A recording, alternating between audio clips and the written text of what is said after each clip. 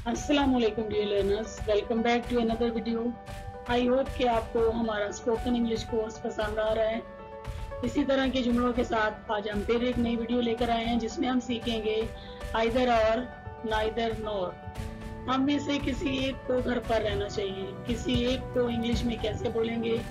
ना ही तुम्हारा शोहर, ना ही तुम्हारी सास, ना ही मैं कॉल करूंगा, ना ही तुम उसे लेने जाओगे। और अक्सर हम ये बोलते हैं घरों में, या तो तुम टीवी देखते रहते हो या फिर मोबाइल। ये जो वर्ड हैं या तो, या फिर, ना तो ये, ना तो वो। चले आए देखते हैं इनको किस तरह ट्रांसलेट करते हैं। उससे पहले आपको समझना जरूरी है कि आइदर और नाइदर नॉर में डिफरेंस क्या है। आइदर और नाइदर, आप इनको नीदर भी कह सकते हैं और ईदर भी कह सकते हैं। Both are correct, either, either, neither, neither, but I will go with either. जब आपको दो चीजों में से किसी एक चीज को सिलेक्ट करना होता है तो वहां पर आप यूज करते हैं आइदर। सपोज दैट मैं आपको कहती हूँ you can take either red shirt और ब्लू शर्ट, दोनों में से कोई एक ले लो, और आप कहते हैं कि मैं रेड लूंगा। Suppose that, let's suppose. और अगर आपको मैं कहती हूँ you can take either red और ब्लू शर्ट, तो आइदर का मतलब है दोनों में से कोई एक, और आप क्या कहते हैं आई टेक नाइदर, और आप कहते हैं कि मुझे तो दोनों ही नहीं अच्छी लगी, ना रेड अच्छी लगी ना ब्लू अच्छी लगी, तो वहां पर हम यूज करते हैं नाइदर। आई होप कि आपको समझ आया होगा आइदर। तो जब भी हम नाइदर और आइदर को यूज करते हैं तो हम दो चीजों की बात करते हैं। आइदर का मतलब दोनों में से कोई एक, या ये या वो, और नाइदर का मतलब है यानी आपको दोनों में से कोई भी नहीं चाहिए। तो चले हम इसकी तरह डिटेल में देखते हैं। ये तो था एक बेसिक इंट्रोडक्शन। या तो तुम पढ़ लो या खेल लो। कभी भी आप आइदर के साथ कोई और वर्ड नहीं लगाते, आइदर और इकट्ठे ही यूज होते हैं। अब आपने ये देखना है क्या ये जुमला सही है। आइदर यू कैन स्टडी और प्ले, ये इनकरेक्ट है। आपने याद रखना है कि आइदर के बाद और के बाद, आइदर और के बाद आपने वो चीजें लगानी हैं जिनके दरमियान में कंपैरिजन हो रहा है। अब हमने ये कंपैरिजन किस में किया? या तो पढ़ लो, स्टडी में और प्ले में। तो आइदर के बाद हम स्टडी लगाएंगे और के बाद प्ले लगाएंगे, जबकि यहाँ पे हमने क्या कहा है आइदर यू कैन। तो आइदर के बाद यू नहीं आ सकता, यहाँ पर यू नहीं आएगा। क्यों नहीं आएगा? क्योंकि आइदर के बाद वो लफ्ज लगेगा जिनके दरमियान में कंपैरिजन हो रहा है। तो आइदर और आर, नाइदर, नॉर, ये कंजंक्शंस हैं। तो आई होप कि आपको दो रूल समझ आए होंगे। When we talk about two things then we use either और नाइदर। दोनों में से कोई एक तो आइदर, दोनों में से कोई भी नहीं तो नाइदर। और आइदर आर और नाइदर नॉर के बाद आपने उन चीजों को लगाना है जिनका comparison you are going to make. या तो तुम ये लाल शर्ट ले सकते हो या नीली। You can take either red shirt और ब्लू। आपने देखा कि आइदर के बाद मैंने रेड लगाया और के बाद ब्लू लगाया, क्योंकि हमारा कंपैरिजन रेड और ब्लू शर्ट के दरमियान है। You can take either red shirt और ब्लू शर्ट, तो मैंने शॉर्ट करके सिंपली ब्लू लिख दिया। इनमें से कोई एक ले लो, दो शर्ट्स हैं। यू कैन टेक ईदर या either. You can take either. या तो तुम टीवी देखते रहते हो या मोबाइल में घुसे रहते हो, यानी या ये करते हो या वो करते हो। You keep watching either TV और मोबाइल। अब देखें कंपैरिजन था टीवी और मोबाइल में, तो आइदर के बाद हमने टीवी लगाया और के बाद हमने मोबाइल लगाया। तो ये आपने याद रखना है कि when you compare something you are going to put that thing after either. या तो तुम ये शर्ट ले लो या फिर वो।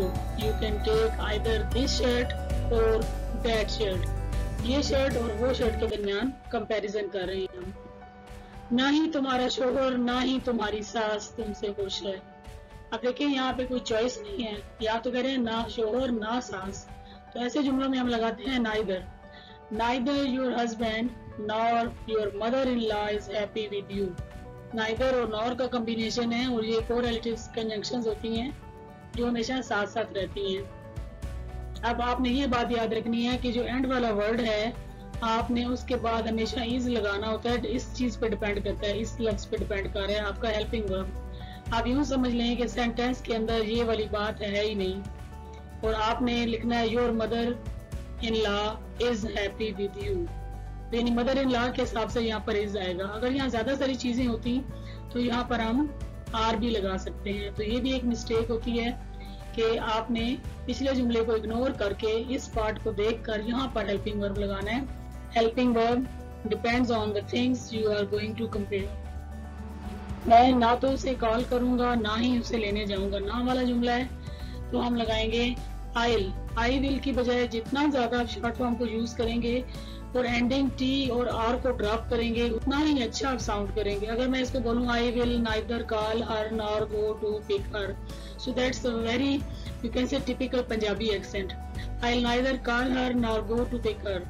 आई neither call her nor go to pick her, ना तो तुम ना ही मैं उसे लेने जाऊंगा। Neither you nor I'll go to pick her. Neither you nor I'll go to pick her. अब देखिए कंपैरिजन किस पे था, तुम में और मैं। तो यहाँ पे हमने नाइदर के बाद हमने यू लगाया और फिर नॉर के बाद हमने आई लगा दिया, क्योंकि हमारा कंपैरिजन न तुम और न मैं, दो लोगों के दरमियान था। ना तो मैं सिगरेट पीता हूँ ना ही मैं नशा करता हूँ। आई नाइदर स्मोक नॉर ड्रिंक। आई नाइदर स्मोक नॉर ड्रिंक। इनमें से कोई भी गुनहगार नहीं। अब एक नया स्ट्रक्चर है जो बहुत ही इंपॉर्टेंट है। जब हम नाइदर नॉर यूज नहीं करते बल्कि हम क्या यूज कर रहे हैं, नाइदर ऑफ। इसका मतलब है इनमें से कोई भी नहीं।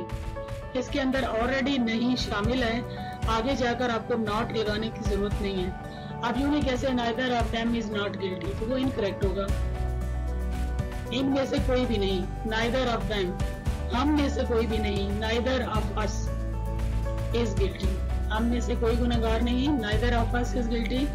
उनमें से कोई गुनहगार नहीं, neither of them is guilty.